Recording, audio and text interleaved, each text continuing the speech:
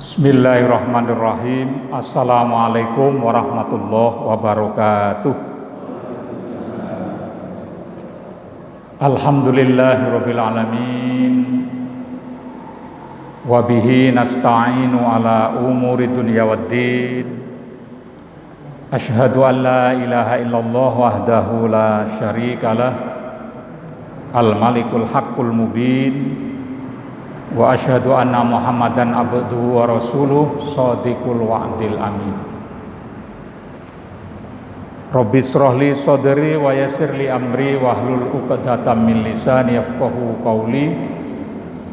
Raditu billahi robba wa bil islami dina wa bi Muhammadin nabiyya wa rasulah. Rabbi zidni ilma warzuqni fahma amin. Bapak-bapak, ibu-ibu,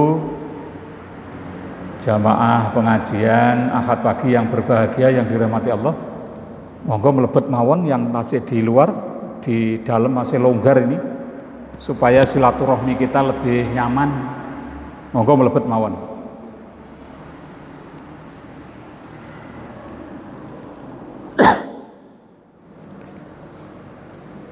Kajian pada hari ini, kalau yang bawa kertas tulisan monggo dicatat wonten Quran surat An-Nahl ayat 79. An-Nahl ayat 79, An-Nur ayat 41,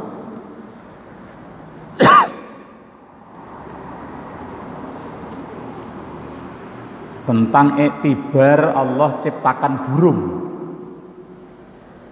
Burung nggih burung ngoten niku sing sak dina ae dhewe roh niku.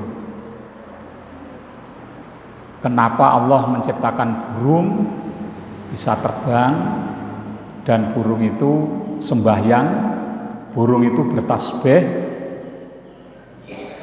dan burung itu banyak hal yang diceritakan dalam Al-Qur'an sebagai perumpamaan. Nanti kita coba bersama-sama dikaji. A'udzubillahi minasyaitonirrajim. Bismillahirrahmanirrahim. Alam yarau ila thairi musakhkharatin fi jawwis samai ma yumsikuhunna illallah inna fi dzalika laayatil liqaumi yu'minun. Allah bertanya, tidakkah mereka memperhatikan burung-burung? Tidakkah mereka memperhatikan burung-burung yang dimudahkan terbang di angkasa luas? Tidak ada yang menahannya selain daripada Allah. Sesungguhnya yang demikian itu benar-benar terdapat tanda-tanda kebesaran Allah bagi orang-orang yang beriman. Di situ ada kalimat burung-burung. Yang An-Nur yang 41, a'udzubillahi minasyaitonirrajim. Bismillahirrahmanirrahim. Alam taro annallaha yusabbihu lahu man fis samawati wal ardi wat thair. Thair itu burung. Wat thairu saffatin kullun qad alima sholatahu wa tasbihah. Wallahu alimum bima yaf'alun. Tidaklah kamu tahu bahwasanya Allah kepadanya bertasbih apa yang ada di langit dan di bumi, dan juga burung-burung dengan mengembangkan sayapnya. Masing-masing telah mengetahui cara sembahyangnya dan tasbihnya, dan Allah Maha mengetahui apa yang mereka kerjakan. Jadi Allah membuat perumpamaan burung saja bertasbih. Dahne awake dhewe ngono karepe kalau diteruskan burung saja bertasbih kepada Allah, dan burung itu sembahyang pula kepada Allah dengan caranya masing-masing. Ada yang orang ngerti piye carane sembahyang burung, tapi diterangkan di sini burung itu sembahyang menurut caranya masing-masing. Lah lek burung aja sembahyang dahne dhewe ngono. Sing dikai akal sehat, dikai hati nurani, dikai sembarang komplit kok gak sholat, kalah mbek burung. Gak tasbih, kalah mbek burung. Gitu. Baik. Kita coba telusuri di beberapa cerita-cerita menarik dulu, nanti kita kaitkan dengan burung itu tadi. Satu ketika ada sekawanan burung, sekelompok burung itu ditimpa oleh beberapa kali musibah. Burung itu yang pertama ditimpa oleh kondisi kekeringan, sulit mendapatkan air, sulit mendapatkan makanan, dan pada saat itu hawanya panas. Si burung itu juga mengeluh seperti kita. Udan yo mengeluh, panas yo mengeluh, luwe yo mengeluh, kuarken yo mengeluh, panen raya yo mengeluh, tidak panen raya yo mengeluh, lemu yo mengeluh, kuru yo mengeluh, anake akeh yo mengeluh, anake sithik yo mengeluh, arepe riyaya ngene iki yo mengeluh. Urung iso tuku kathok, songkok, sarung dan lain-lain. Semua mengeluh. Kalau dibahasakan awake dhewe. Burung itu juga mengeluh karena tidak ada air, sulit mendapatkan air, sulit mendapatkan makanan, maka mengeluh.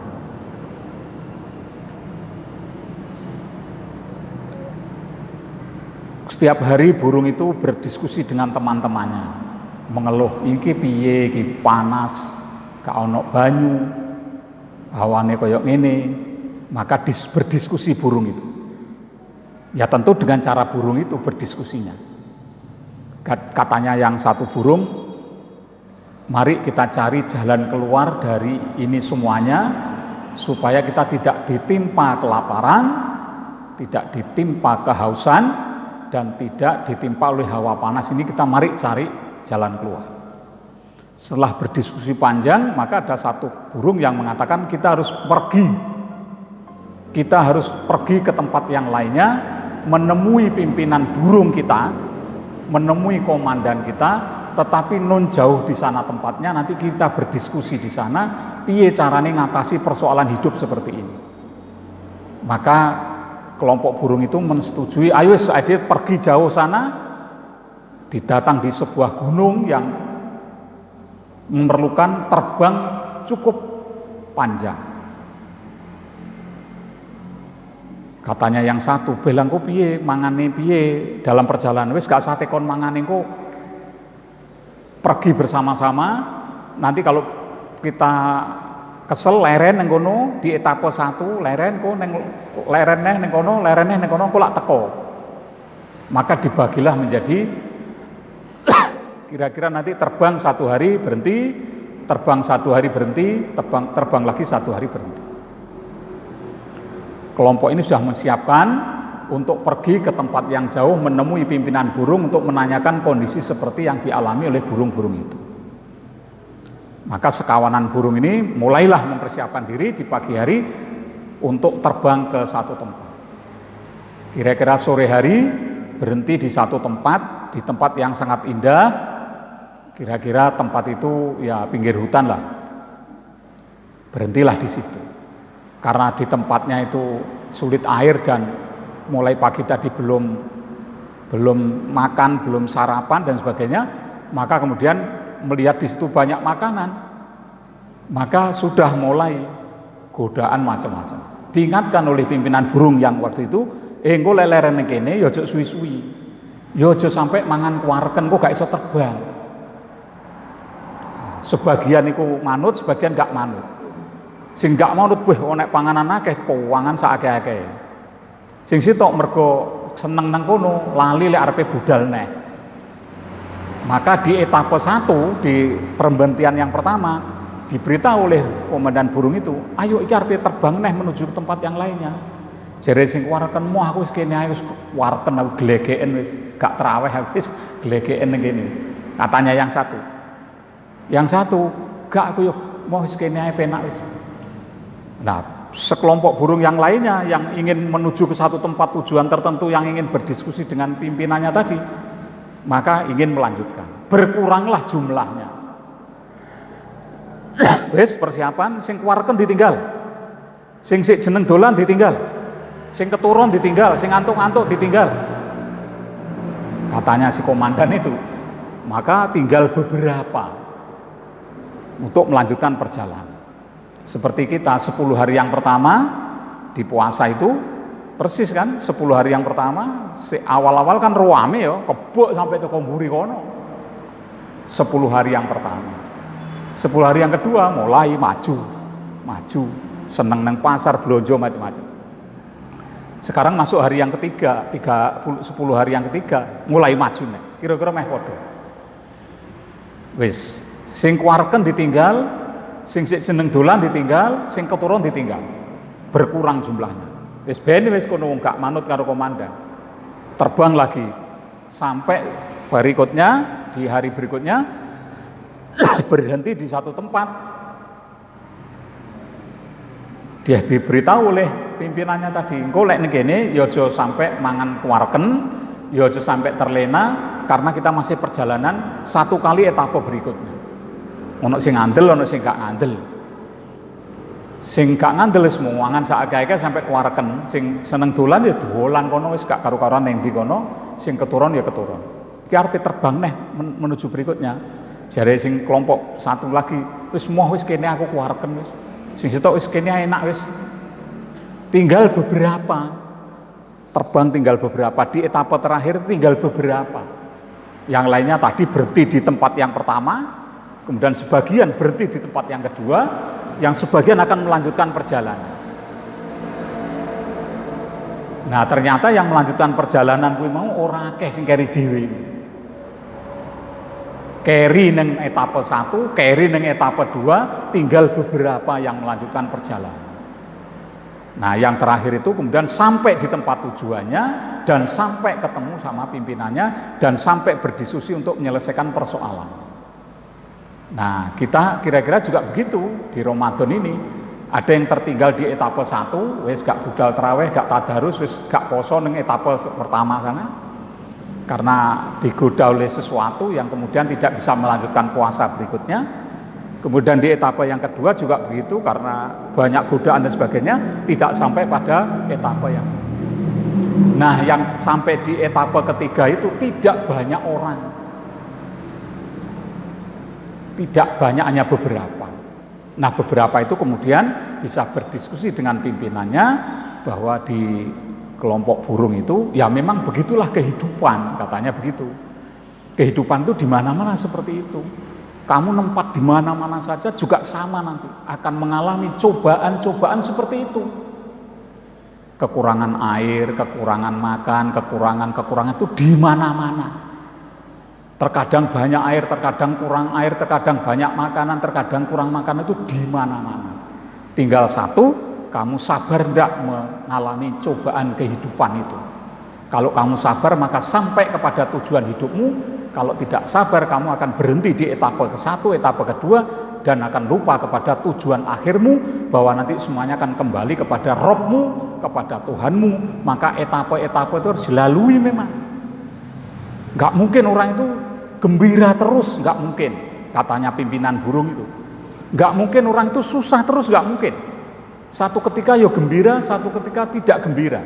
Satu ketika mengalami kehidupan yang nyaman, satu ketika mengalami kehidupan yang tidak nyaman. Kemudian sekelompok burung yang tinggal terakhir tadi, terbukalah wacana kehidupannya. Oh, memang di mana-mana hidup itu banyak godaan, di mana-mana hidup itu banyak cobaan. Ada yang sampai di tujuannya, ada yang tidak sampai. Nah, kami kaitkan dengan puasa ini. Bentahun ketemu puasa. Sok tahun ngarep ya ketemu neh, sampean-sampean kuwi nek cek umure dawa. Sok ngarep neh ya ketemu neh puasa. Pertanyaannya nyapo kok poso neh nyapo. Wong wingi ya wis poso. Poso wis ngono kuwi. Bengi ya tarawih, tadarus, sesuk ngono neh sahur, luwe neh ngono kuwi berulang-ulang. Ternyata para pendengar yang berbahagia, jamaah yang berbahagia, untuk mencapai derajat la'an lakum tatakun ini gak sepisan tok terus wis ora. Orang terus mari ngono terus wis ora, ternyata la'an lakum tatakun itu prosesnya panjang sepanjang umur kita. Sepanjang usia kita. Jadi gak iso langsung aku wis takwa wis enggak sok ben poso neh derajatnya la'allakum tattaqun pada umur yang keberapa? Pernah saya sampaikan di pengajian, nek umure 80 dikurangi 10 tahun yang pertama, mesti hitungannya ping 70 tahun posone, ping 70 Ramadan. Wis ketemu mesti. Maka derajat la'allakum tattaqun ketemu lek ping prosone ping 70 lek umure 80. Lek umure swidak dikurangi 10 tahun, berarti ping 50 posone. 50 ping rata-rata 30 berarti 1500. Hitungannya kira-kira ya pas lah, matematikanya Gusti Allah tentu pas ya. Maka lek nek wong wis aku sing poso sesuk gak poso keliru. Mergo la'allakum tattaqun itu derajat itu puncak, derajat itu kan tinggi dan prosesnya panjang. Saiki tahun iki posone kurang sempurna, sok tahun ngarep disempurnakan, sok tahun ngarep disempurnakan tuh. Lah salah satu di antara penyempurna puasa kuwi nek akhir poso bayar zakatul fitrah. Oke, akhir poso kae bayar zakat fitrah. Kuwi salah satu fungsinya menyempurnakan puasanya yang kurang-kurang. Enek kurangi saiki disempurnakan lewat zakat fitrah. Mula zakat fitrah itu fungsinya mek loro. Siji menyempurnakan puasa, loro kei pangan nang fakir miskin titik gak oleh zakat fitrah tinggi bangunan gak oleh. Zakat fitrah dikene fakir miskin itu baru. Zakat fitrah tinggi tuku sarunge takmir yo gak oleh. Zakat fitrah tinggi yang lain-lain tidak boleh, hanya untuk menyempurnakan puasa dan memberikan makan fakir miskin. Puasa. Supaya apa? Besoknya berhari raya bersama kita bergembira, dikei zakatul fitrah. Mongko aja sampai sing muni ngene, "Bu, aku gak mampu." Digawe gak mampu tenan karo Gusti Allah. Kudu muni mampu karena bendino mangan ya mampu, zakat fitrah setahun pisan kudu mampu. Kecuali yang memang betul-betul tidak mampu. Lho saiki panitiane akeh saiki angger ganggang panitia zakat sampai sing zakat karo panitiane akeh panitiane saiki iki. Saking akeh panitia. Kadang lah didum rebutan nang kono sampai fakir miskinnya gak kuman. Dan dibolehkan zakat fitrah itu dilebihi. Memang pokoknya 2,5 kg beras itu pokoknya, tapi dilebihi supaya sempurna. Contohnya dilebihi gini, iki berasnya 2,5 kg, iki duitnya tinggi tuku lengo gas atau tuku gas, nggih tuku minyak. Lek gak ngono kok berasnya diwasit tok gak bisa dipangan. Saiki wong miskin temenan sampean kayak beras 2,5 kg. Gak enek gasnya, gak enek minyaknya, gak enek lewe.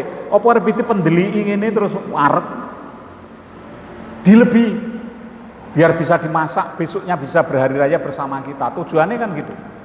Kadang-kala kan saking banggane nyo tak kei 2,5 kg wis gon mulih. Terus teko omah gak enak apa-apane dimasak karo apa? Apa terus diwasi terus mateng, apa dimut, apa diapakne kan mestinya dimasak. Lah untuk masak itu perlu biaya. Lah sempurna kan kalau kemudian diberikan lebih zakat itu. Dan itulah kemudian kesempurnaannya. Baik, kembali ke tadi tentang etibar burung. Jadi enek sing tekonggen, enek sing gak tekonggen. Poso yo ngono kaya Dewi, ana sing tekonggen, ana sing gak tekonggen. Mula dilatih terus, ana sing tekonggen, enek sing gak tekonggen. Sing gak tekonggen akeh. Wis pokoke sahur yo wis, poso yo wis, tapi ra tekonggen, mergo ya semacam-macam lah halnya. Nah supaya dhewe tekonggen mau etape 1, etape 2, etape 3 mu perlu kesabaran tingkat tinggi memang. Perlu keistiqomahan tingkat tinggi. Poso iki godaane akeh. Luwe yo ngantuk yo nesuan yo ngamukan yo dan macam-macam itu diantara godaan perjalanan. Baik. Cerita yang kedua, tadi yang pertama tentang burung melanjutkan perjalanan etape 1, etape 2, etape 3 dan sampai di tujuan. Cerita yang kedua tentang burung lagi. Nanti saya kaitkan dengan ayat itu. Satu ketika ada seorang petani di sawah tentu. Mulai teko sawah kuwi nemu endok. Pak Tanimu ora paham iki ndok apa iki. Iki ndok pitik apa ndok bebek apa ndok apa pokoke nek ndok digo mulih karo Pak Tani. Nah kebetulan Pak Tani kuwi ning omah duwe pitik sing angkrem sing sedang ngerami telurnya itu. Wis gak pikir panjang, ndok sing nemu teko Tegalan mau dicampurno karo ndoke pitik sing angkrem mau. Mergo gak ngerti ki ndok apa campurne. Kira-kira sudah waktunya berapa hari menetas? Ya netas kabeh, sak taranganmu netas kabeh. Netes kabeh termasuk ndok sing digawa Pak Tanimu netes pisan bareng. Tentu munine pitik wis kemriyak ngono kae ya, kemriyak menginduk kepada induknya. Nah, naluri ayam lek netes kae mesti padha mencolot-mencolot mentas karo mboke pitik mau sak anak-anak sing macam-macam termasuk yang dititikmu digawa ning pekarangan karo mboke pitikmu. Naluri pitik ning sor-sor pringkas mesti ceker-ceker ngono ya, patuk-patuk ceker-ceker dan sebagainya. Nah, kira-kira jam 11 awan menjelang duhur itu ana burung elang sing wedi kae. Ngibas-ngibas nih, kan burung itu. Ngibas-ngibaskan sayapnya, delok di panganan. Suarane burung sing kaya ngono mau, pitik karo anak-anake padha mblayu ndelik. Karo babone celuk ndelik sorpring kono, kabeh padha ngono. Lah siji mau ora gelem ndelik. Siji mau meneng ae malah nguasi kene. Malah nguasi sing terbang. Liyane do ndelik, iki ora wedi dhewe malah nguasi. Malah dalam perasaannya si sing kecil iki muni ngene, dalam perasaannya. Ndah neo aku iso mabur kaya ngono kae beh. Diceluki karo babone kon ndang minggir ono elang. Malah nguasi gini.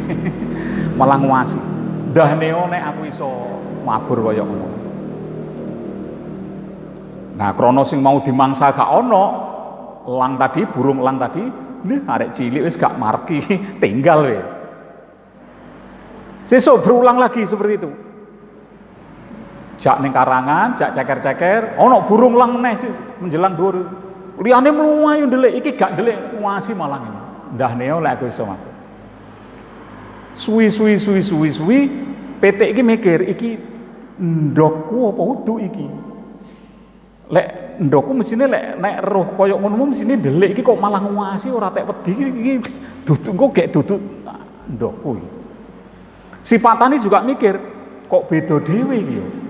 Liyane manut ceker-ceker iki malah. Nah, satu ketika wis padha gedhi kae wis padha kira-kira oh duduken duduk anake pitik iki. Tempone iki anake elang iki, mulane ana elang malah ndelok ora ndelik iki malah nguasi mendhuwur. Oh, dudu anake pitik. Lah anake pitik mesti kesimpulannya apa di situ cerita itu? Ternyata walaupun elang sing iso mabur teko ndi-ndi mau lek kumpulane bocah-bocah cilik kutuk-kutuk pitik mau semangatnya semangat pitik. Padahal ini mestinya bisa terbang kemana-mana, bisa nyaut manganan dindi krono mendino kumpulane karo bocah cilik-cilik sing cilik-cilik pemikirane, cilik-cilik sambate, cilik-cilik panganane ya oh ternyata orang itu terbentuk oleh sikap sehari-hari. Jadi wong kuwi mau hebat top, tapi lek kumpulane sing nambeng-nambeng ya dadi nambeng. Iki kan mesine iso terbang dindi kono ya. Mergo mendino kumpulane karo kothok-kothok cilik-cilik gak iso terbang malah dikandung maksud cerita yang kedua ini, orang itu tergantung hasil diskusi setiap hari. Nek kumpulane iki seneng nambeng-nambeng, masa wong kuwi apik kok dadine ya nambeng. Pikiran cerdas nek dikumpulkan sama-sama orang-orang yang hebat-hebat nanti jadi hebat. Orang hebat kumpul dino karo wong sing gak hebat ya gak hebat. Tadi cerita tadi. Mesine iso teko ndi iso jadi hebat. Mergo kumpulane kothok-kothok, oh semangatnya semangat. Nah ini artinya kemudian memberikan motivasi kepada kita bahwa nak adewe iki mengkumpulan orang-orang sing mek ini mek gitu-gitu, hanya gitu-gitu, ana pemikirannya ya seperti itu saja. Oleh karena itu kemudian kenapa organisasi kita Muhammadiyah ini pikiran ke depan, bangun masjid, bangun musola, bangun pondok pesantren, bangun macam-macam karena ingin besar, yang itu bisa dilakukan oleh organisasi kita sepanjang kita ini berpikir besar, itulah namanya syahadah. Syahadah pendidikan muncul sekolahan, syahadah kesehatan muncul rumah sakit, syahadah agama muncul masjid, pondok pesantren, pengajian, dan syahadah-syahadah yang lainnya. Syahadah sosial muncul panti asuhan, lazismu, karena kita ingin besar. Nah, pemikiran-pemikiran kecil itu kalau diumpulnya wong cilik-cilik ya sambate ngono kae. Tapi kalau pemikiran besar itu kemudian dihimpun menjadi besar dan hebat. Itu maksudnya cerita yang kedua itu. Baik, kembali kepada burung tadi. Saya mengulang. Alam yaro ila toiri musakhkharatin fi jawwis samai ma yumsikuhunna illallah inna fi dzalika laayatil liqaumin yu'minun. Mari kita perhatikan burung-burung itu. Burung itu hanya tidak seberapa besar lah. Tapi burung-burung itu namanya istiqomahnya, taatnya, tawakalnya kepada Allah luar biasa. Burung itu gak enek was-was engko sing tak pangan apa. Sampeyan waca ndi wis ning literatur burung. Burung iki gak enek sambat ngene engko sing tak pangan apa, tabunganku pira, iki arepe riyaya aku tuku apa, gak enek. Burung iki pokoke isuk bismillah tawakal budal, anake kiyek-kiyek ditinggal kae. Sing maaf ditinggal golek panganan endi. Sore mesti oleh sesuai dengan kapasitas temboloknya itu, mesti kebek. Gak enek gak kebek, mesti kebek temboloknya sing kae mentol nang kene kae. Kene apa kene ya? Wis kene apa kene lah pokoke. Iku mesti kebek. Terus teko omah didum karo bocah anak-anake kae. Sesuk ya golek neh gak duwe simpenan berasku pirang karung ning mburi gak enek. Tawakalnya luar biasa.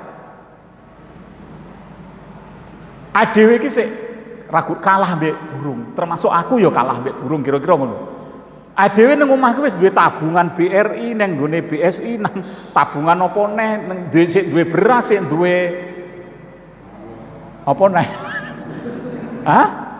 Wis duwe akeh lah. Iku sik ngaruwara, ngerti ngaruwara ya? Sambat.